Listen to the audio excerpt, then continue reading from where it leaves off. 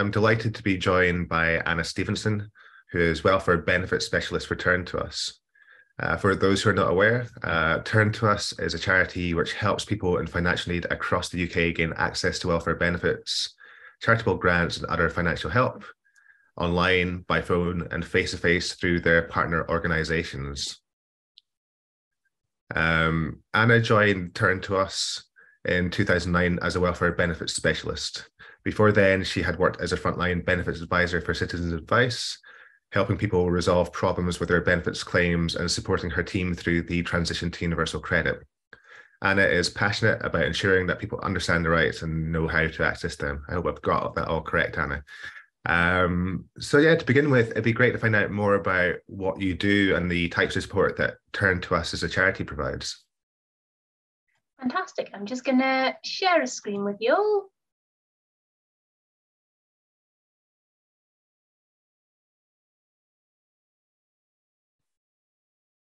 And hopefully that's sharing correctly. Yes, it's sharing. I think we can see the notes as well. It's the wrong way around again. Sorry. I've just waiting for a Zoom taskbar that wants to help to disappear. Sorry. But I'll start to introduce Turn2Us. So Turn2Us is a national charity. We've been around a hell of a long time. We were founded in the Victorian era. And we've changed a great deal since then. We support people in a few big ways. We provide information, and the big chunks of information we provide are about entitlement to benefits and about access to grants. So grants is something that a surprising number of people just don't really know much about. Basically, there's a huge network of organisations, mostly charities across the UK, that give gifts of money to individuals. Many of them have very specific criteria, and so finding charities that can help you can be a bit of a headache. So we have a grant search which enables you to match your characteristics to charities that can help people like you. So a lot of people expect that charities want to give grants for specific things. They'll say, what charity would give a grant to buy me a bicycle? That's not really how grants work. It tends to be, we would like to help women over 40 who live in such and such an area, but we don't really mind what we help them with. That tends to be a product of a lot of these being set up in people's wills. So people try to set up charities to help a particular group of people, often people that they felt an affinity with. And that just carries on through the ages. Sorry, I'm not managing to change this, so I'm just going to have to show you the weird screen. My apologies. Yeah, we know that anyone can be just a missed paycheck or an illness away from financial crisis, and we try to make sure that people get access to the support they need to get them back on track. We've talked about the grant search. The other big thing we provide is the benefit calculator. It is quite hard when you're coming at it fresh and you don't really know your way around the welfare system to work out what benefits you're actually entitled to and how much. And that's why we have a benefit calculator that anyone can use. Free, it's confidential, takes about 10 or 15 minutes. You can put in all your details, no matter who you are, and it will tell you what benefits you're entitled to.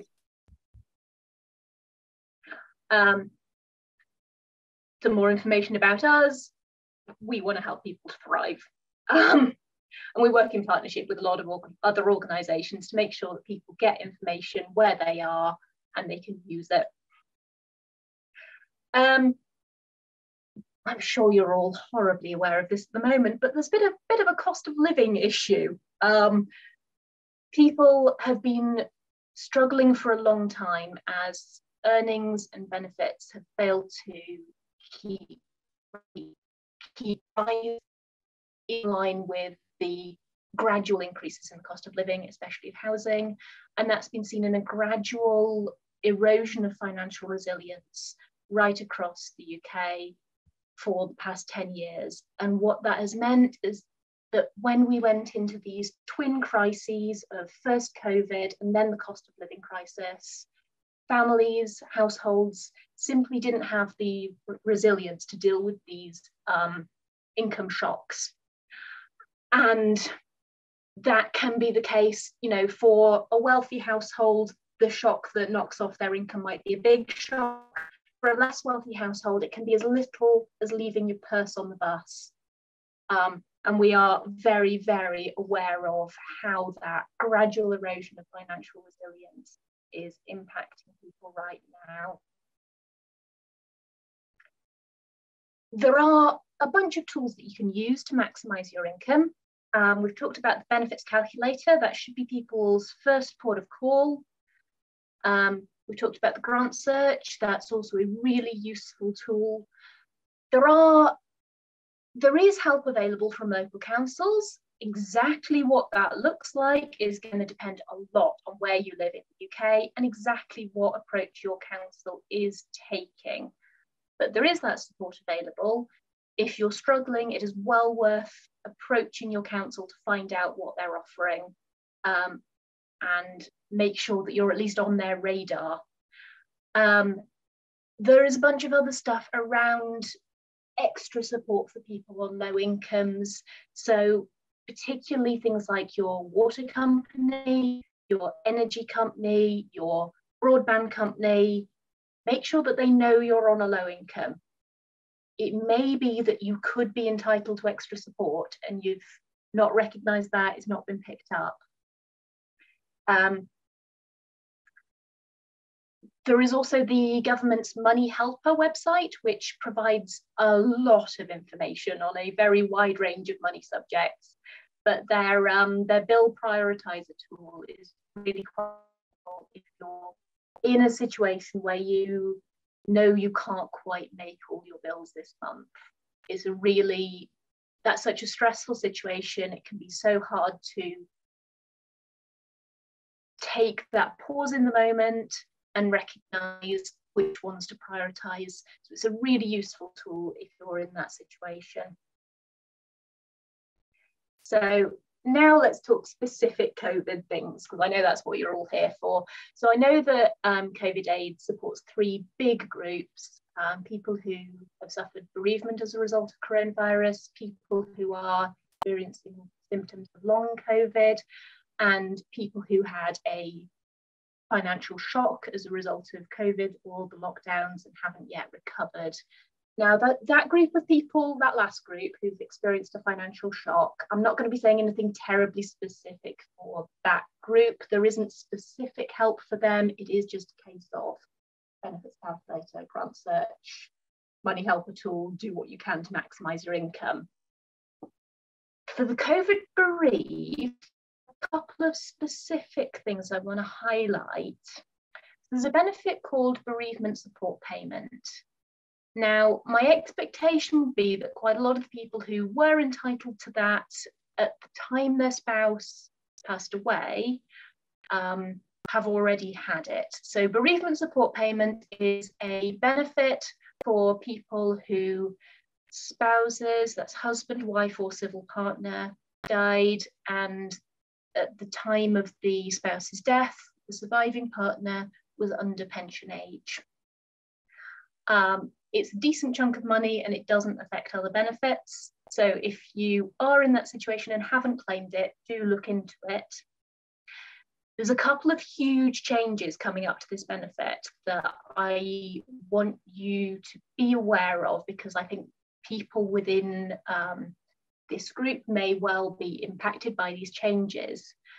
The first big change is that bereavement support payment is due to be expanded to cover unmarried cohabiting parents. So at the moment, right now, it only covers people who are married at the time of the spouse's death. But that has been found to be unlawful. So when it changes, that change will be backdated, and it will be backdated to before COVID. So that will bring a whole load of people into the scope of this benefit.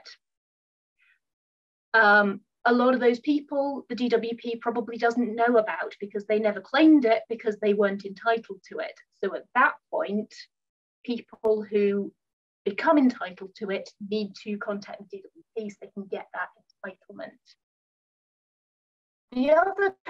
The other change that's specific to COVID is a bit more technical, but it's quite important. Bereavement support payment is based on the late partner's national insurance contributions, but there's a get out clause if they die as a result of their work. And it is very likely, it has now been recommended to the Secretary of State that coronavirus should be recognised as a prescribed industrial disease. This is really technical stuff. But what that means is that this is going to expand entitlement to bereavement support for people who were initially told that they weren't entitled, but whose partner died as a result of COVID and they were working in health and social care. These prescribed industrial diseases cover specific industries, and it is recommended that it be recognised as a prescribed industrial disease for health and social care workers. And I'm sure COVID aid has opinions on other industries too, but that's where we are at the moment. The other thing that I wanted to talk to you guys about is disability benefits. There are a range of disability benefits.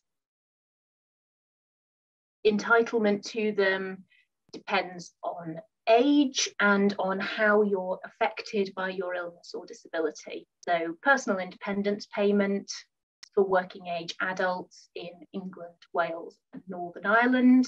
It's just been replaced in Scotland by adult disability payment.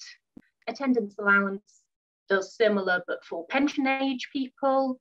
Disability allowance is for children up to age 16, and it's for children who have extra care needs or mobility needs as a result of an illness or disability. Again, that's been replaced in Scotland by a new benefit, child disability payment.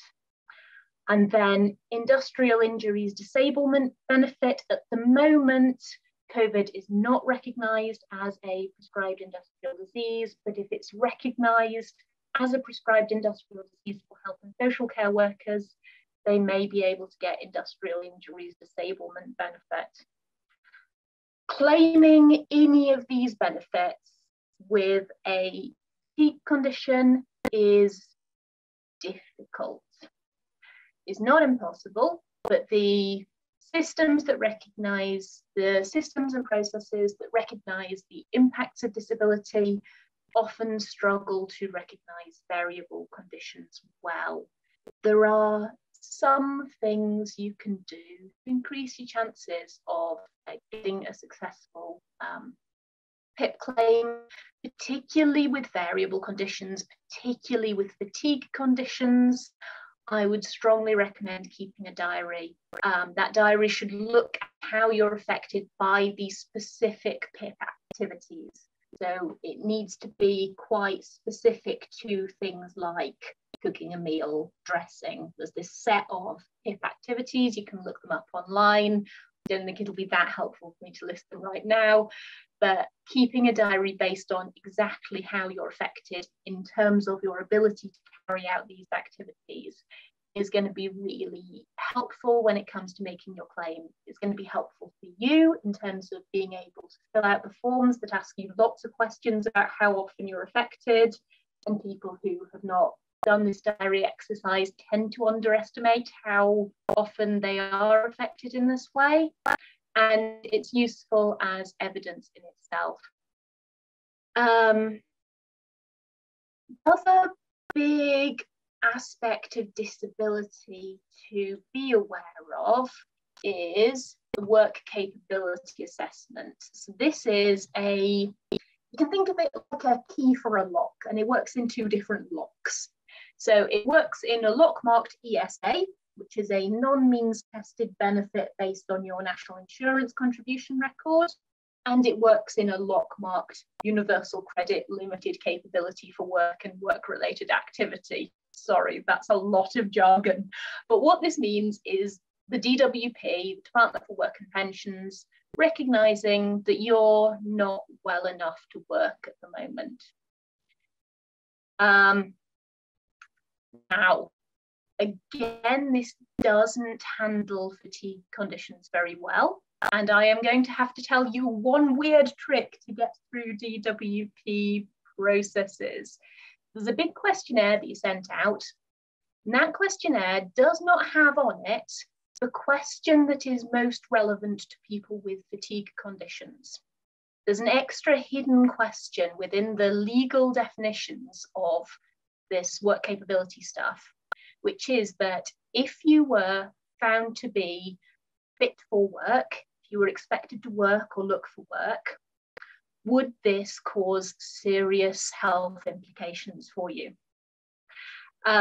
There is an extra information section on the form. It is a very, very good idea for anyone with variable or fatigue conditions to write down in that extra information section just what the implications would be if you were expected to work full time, or if you were expected to spend 35 hours a week looking for a job, or if you're really not very well at all, what the implications would be if you were expected to take part in any activity of job centre, such as weekly meetings or going on courses.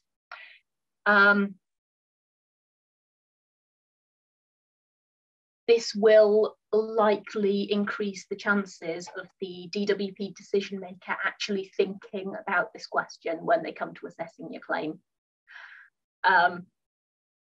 Shouldn't work like that, does work like that. I don't know if anyone watched the film I, Daniel Blake. It was in cinemas a few years ago. He should have been recognised as someone who did not answer any of the questions on the form, but who would be made seriously ill by working. He wasn't in the story of the film, and so all sorts of terrible consequences followed.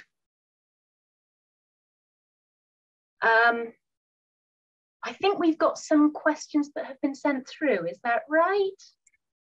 Yes, it is. And yeah, thank you so much for the presentation. I think we just got a message from Sally, who unfortunately her computer has been crashing, so has to drop out. Just in answer to that, we are recording the presentation, so she'll be able to take a look afterwards. And I think, Anna, we can also look to share some of the resources that we've been talking about through this as well. And basically, in terms of what we'll do now, we've had a few questions on the support community itself, so I'll ask those. If anybody who's here at the moment wants to ask questions, then you can use the chat function, or you can raise your hand if you want to ask it directly. So yeah, in terms of questions from the community, then we had one first from Phil, who was talking about, I think, some of his issues in terms of PIP and how difficult it has been to claim. He was also wondering about whether, with access for help or support, does it vary across the 4 nations in the UK? It does a bit. So like I've just said, there's different disability benefits in Scotland for children and for working age adults. These are really, really new, so it's hard to say very much in detail about them, but the intention is that the assessment process should be less stressful and more human-centered. So we'll see how it works out. Like I say, these are really new, but so far indications are good that this will be a more humanized process. Mm-hmm. Kate, who's based in Scotland, has a couple of questions. The first of those is, when my current PIP runs out and I apply again, will the inaccurate, in her opinion, assessments from my previous PIP claim, impact the next assessment? This can be an issue, yeah. This is partly because the tribunal system has sort of put a responsibility on the DWP to explain why it's changing a claim. And so that's created a little bit of tendency to stick with decisions they've already made. Kate's in Scotland, so we really don't know. Quite probably all those details from her previous assessment won't actually reach the Scottish Government at all, and they'll look at her claim afresh. But again, we really don't know yet. This is really, really new. But yeah, in terms of assessing other DWP benefits, such as ESA, there is a risk that an inaccurate PIP assessment could skew the decision making for that as well. If a PIP decision doesn't go the way you want it to, it is quite important to challenge it rather than sit with it. Mm-hmm. And her second question was, when it comes time to review her ESA, will the PIP assessment and its assumptions assessments influence it at all? Do they look at it, or is it entirely separate? It's not entirely separate. They may or may not look at it. You can't really be confident it is there as available as a resource for the decision makers to draw on. Mm-hmm. And then from Libertad, we have, I just started the process of claiming PIP, and it's really scary and disheartening. Any tips on how to approach claiming PIP to get the best outcome? And I think that's something you've talked about in the presentation there. Yeah, keep a diary, make sure you send medical evidence. The DWP do tell you not to send medical evidence, but that isn't particularly good advice. It is generally, I mean, I'm not saying pay a fortune for consultants' letters, but I am saying do a subject access request on your DWP records and send them at least.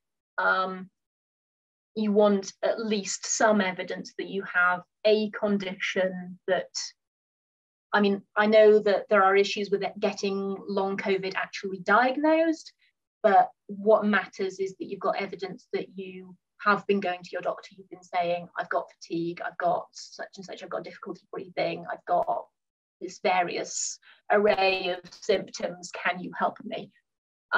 Because it provides the DWP then with evidence that you do have the symptoms that you're saying you have and that you're saying affect your life. Mm-hmm. And that seems an important point. So if I understand you correctly, then if somebody's not being diagnosed with long COVID, if they speak about the symptoms that they've been experiencing, that's very crucial to the claims that they make. Yeah, this is something to be aware of across the benefit system. The benefit system doesn't really depend on conditions, diagnosed conditions. It depends on symptoms. So there isn't like a tick box that anyone has that's like, oh, they've got such and such a disease, they get a benefit. That doesn't, apart from that very tiny area of industrial injuries disablement benefit and bereavement support payment, that doesn't really exist in the benefit system. Instead, the system is looking at exactly how you're affected. So it could be that you've got two people both diagnosed with long COVID, and one is marginally affected, is getting around okay, looks to be making a recovery of sorts, probably isn't entitled to PIP. The other person with exactly the same diagnosis may be really, really struggling, needing a lot of help at home, probably is entitled to PIP. So this diagnosis thing in the benefit system really doesn't matter. It's about your symptoms and how they affect you day to day. Thank you. And we've had a few questions through the chat. I'm aware we're running out of time very quickly, so I'll look to get through those. Heidi, I think you've got your hand raised, so do you want to ask first? Hi, yes. In relation to the whole benefits process with PIP and Tribunal and everything else, I've had a very bad experience with applying. I'm now waiting Tribunal. The lady from DWP phoned me up once. I had the Tribunal logged. I'm still waiting for that to go ahead. It's been 6 months now.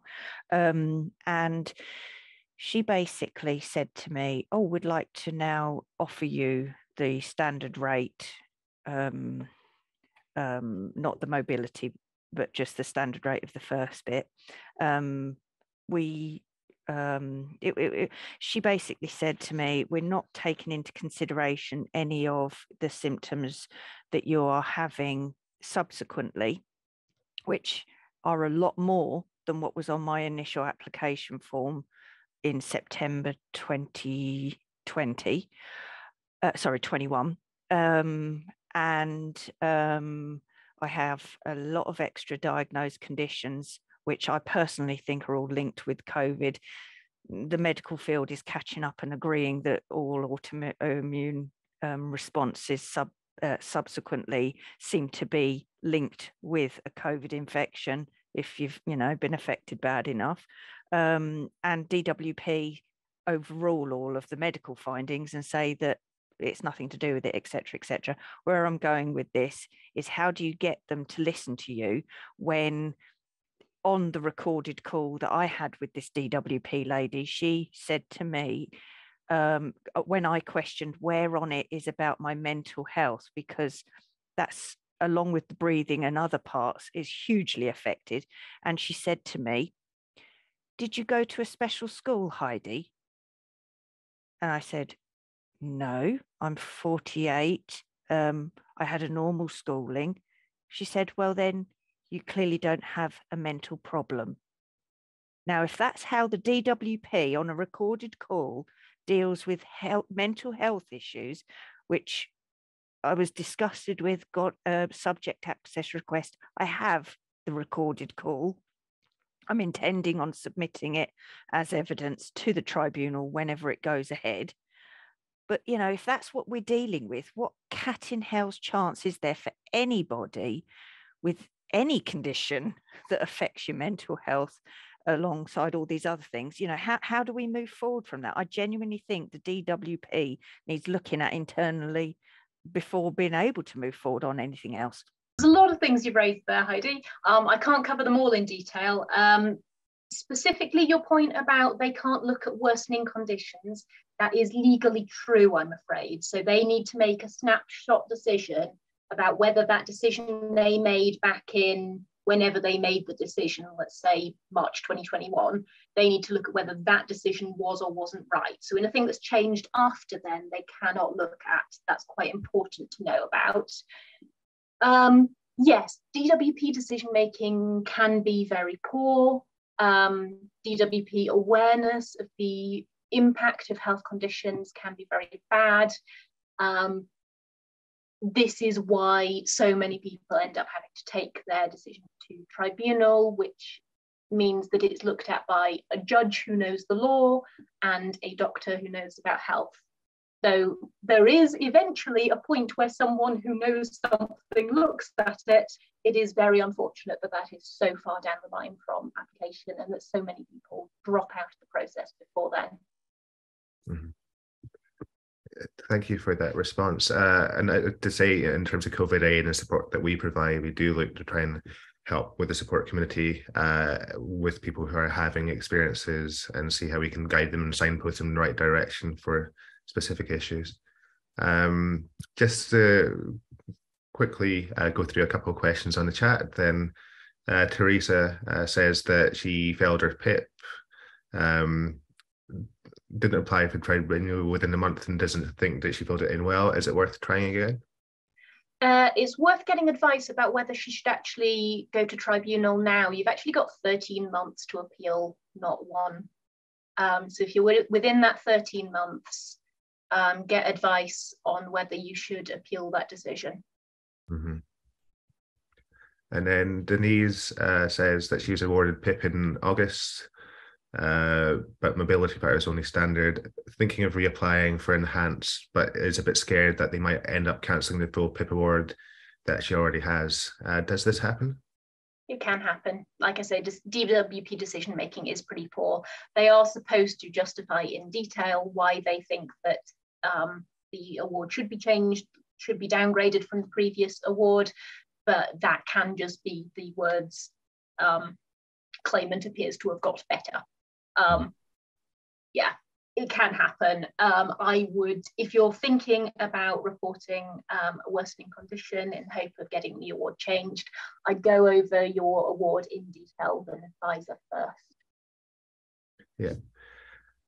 Thank you very much. And just to say, I think Claire has recommended using the Citizens Advice Bureau website for the PIP form because it helped her in terms of her claim. So thanks for providing that recommendation. And yes, Anna, thank you so much for joining us.